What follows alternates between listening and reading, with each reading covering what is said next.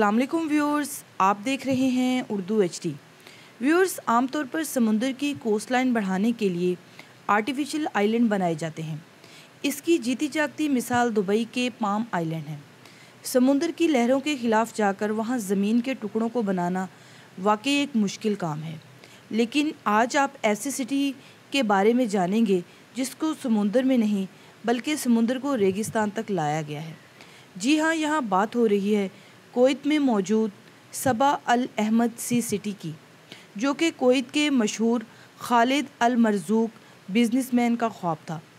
Kuwait کی کڑکی کی گرمی اور ریگستان کے بیچوں بیچ خوبصورت شیپ کا سمندر، اس کے گرد 2.5 لاکھ لوگوں کے لیے ایڈوانس انفراسٹرکچر بنایا ایک ایسا مشن تھا جس میں انجینئرز کو قدرت کے خلاف جا کر کام کرنا پڑا۔ لیکن سوال یہ ہے کہ کویت کو اس بڑے سمندری شہر کی ضرورت ہی کیوں پیش آئی؟ اس میں کیا مشکلات پیش آئیں؟ اس کے پیچھے 32 سال سے کام جاری ہے۔ سب سے بڑھ کر یہ کہ اس سمندری شہر کو بنانے کے لیے انجینئرز کو کس حد تک جانا پڑا۔ ویورز، کویت دوسرے ممالک کے مقابلے میں ہے تو چھوٹا، اس کے باوجود یہ مشرق وسطیٰ کا دوسرا امیر ترین ملک ہے۔ کویت اتنا امیر ملک ہے کہ دنیا کی سب سے ویلیو رکھنے والی کرنسی کویتی دینار ہے۔ یہاں ہمیں انڈیا میں 78 روپے کا $1 ملتا ہے اور پاکستان میں 210 روپے کا۔ وہیں کویت میں ایک کویتی دینار کے مقابلے میں $3.2 ملتے ہیں۔ اس کی وجہ یہاں سے نکلنے والا کروڈ آئل ہے۔ کویت ہر سال 300 کروڑ بیرل تیل پیدا کرتا ہے۔ ایک تو اتنی زیادہ تیل کی پیداوار اور پھر کویت کی آبادی اتنی کم، صرف 42 لاکھ۔ یہی وجہ ہے کہ یہاں کا ہر شخص ضرورت سے زیادہ امیر ہے۔ کویت میں ایکسپینسو کار، ولا اور لگژری عیش و آرام والی چیزیں رکھنا عام سی بات سمجھی جاتی ہے۔ یہ سب کچھ ابھی سے نہیں ہوا، بلکہ کویت کی قسمت 85 سال پہلے بدلی تھی، جب یہاں سے پہلی مرتبہ آئل نکلا تھا۔ ویورز، 1980 میں کویت کے پاس پیسہ تو بہت تھا، لیکن اب ان کے پاس لگژری ولا بنانے کے لیے جگہ کم پڑ گئی تھی۔ کویت کا سارا ایریا بنجر ریگستان سے بھرا ہوا تھا۔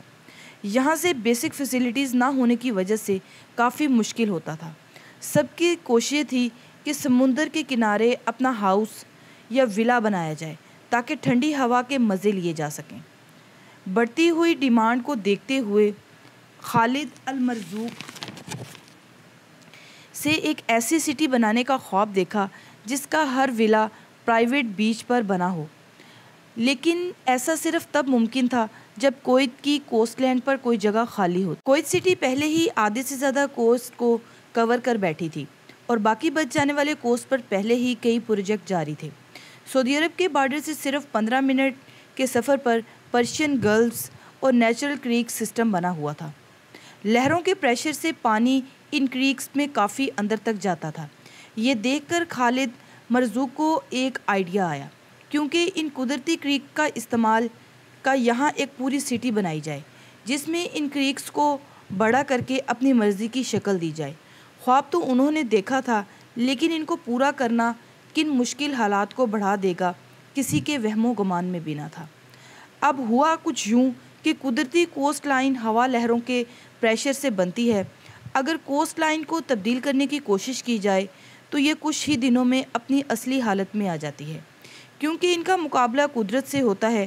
اور اب اگر ریگستان میں کوئی اس طرح کا کریک سسٹم بنا ہو جس کی شکل بھی پسند کی ہو اور یہ قدرتی طاقت اس کی شکل بھی نہ بگاڑے، تو اس کے لیے ایسی منصوبہ بندی کی ضرورت ہوتی ہے جو قدرت کے کاموں کے خلاف جا کر کام کرے، اور یہاں بھی کچھ ایسی منصوبہ بندی کی ضرورت تھی۔ سن 1986 میں خالد المرزوق کے بیٹے فواد المرزوق نے ایک برٹش ڈیزائن کمپنی سے معاہدہ کیا، جنہوں نے دن رات محنت کر کے کمپیوٹر سیمولیشن کی مدد سے اس بڑے پروجیکٹ کا ڈیزائن تیار کیا۔ قدرتی طور پر یہاں 2 بڑی کریکس تھی، لیکن 2 کریکس مزید بنانے کا فیصلہ ہوا۔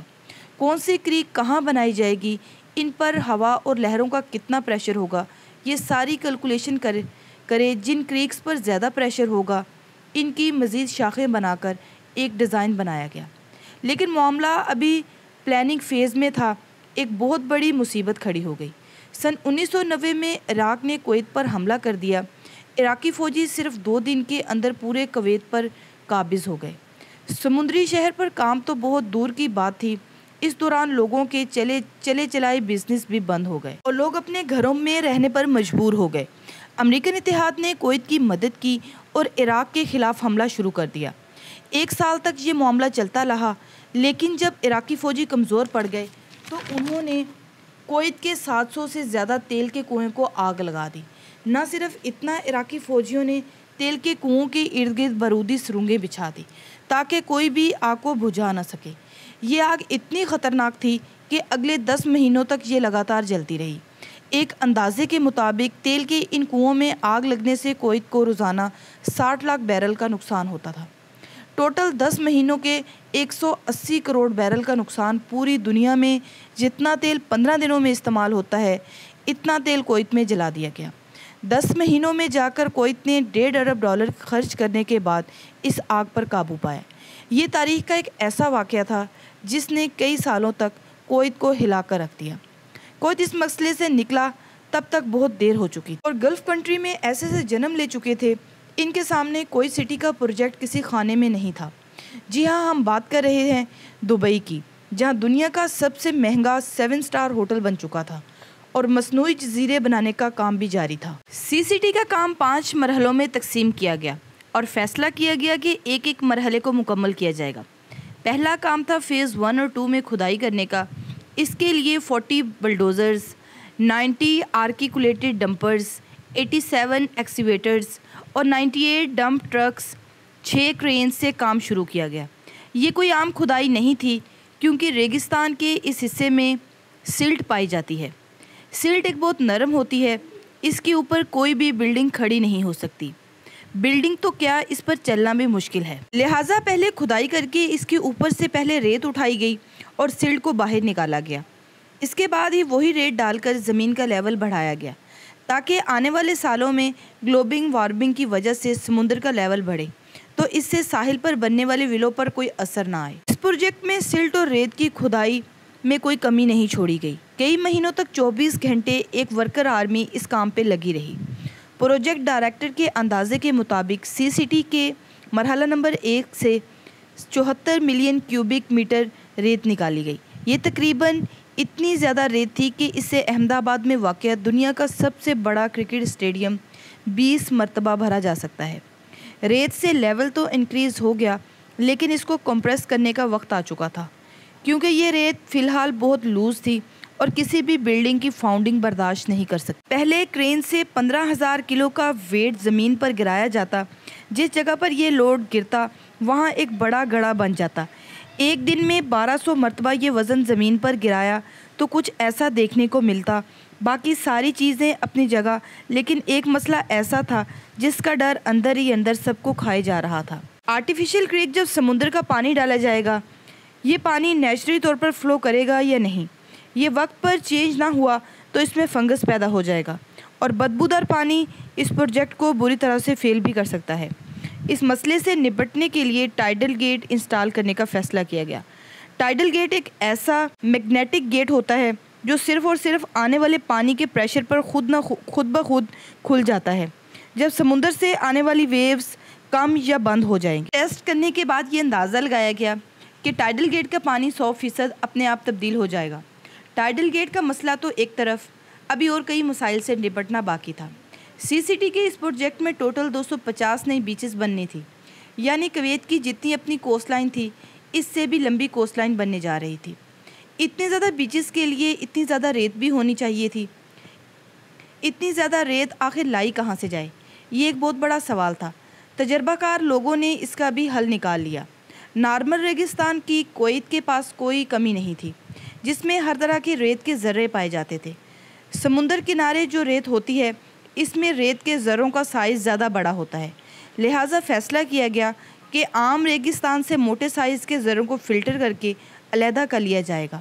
ریت کو دھو کر اس سے موٹے سائز کے ذروں کو علیحدہ کیا جائے گا۔ صرف ایک مرتبہ نہیں، یہ عمل 4 بار کیا جائے گا۔ پانی سے دھونے اور فلٹر کرنے سے جو ذرے بچ جائیں گے وہی ذرے بیچ کے لیے پرفیکٹ۔ ویورز، ایک دن میں 4000 ٹن ریت کو لایا جاتا اور پانی سے دھو کر اس کو فلٹر کیا جاتا۔ یہ کام کئی مہینوں تک دن رات چلتا رہا۔ سمندر کے کناروں کو لہروں کے دباؤ سے بچانے کے لیے پتھروں کی دیواریں بنانے کا فیصلہ ہوا۔ ان دیواروں پر لگائے جانے والے پتھر بارڈر کے اس پار سعودی عرب سے لائے جاتے تھے، کیونکہ کویت کے پاس اپنی ایک بھی پہاڑی نہیں تھی۔ پورے 6 سالوں کی محنت کے بعد سی سٹی کے 3 مرحلے مکمل ہوئے۔ اب باری تھی ایک عظیم الشان پارٹی کی۔ کویت کے اس وقت کے امیر الصباح الاحمد نے اس پروجیکٹ کا افتتاح کیا۔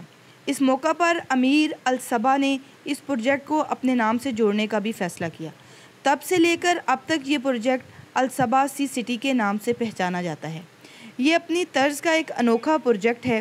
اس کے ابھی تک 4 مرحلے مکمل ہوئے ہیں۔ 5ویں مرحلے پر کام ابھی تک جاری ہے۔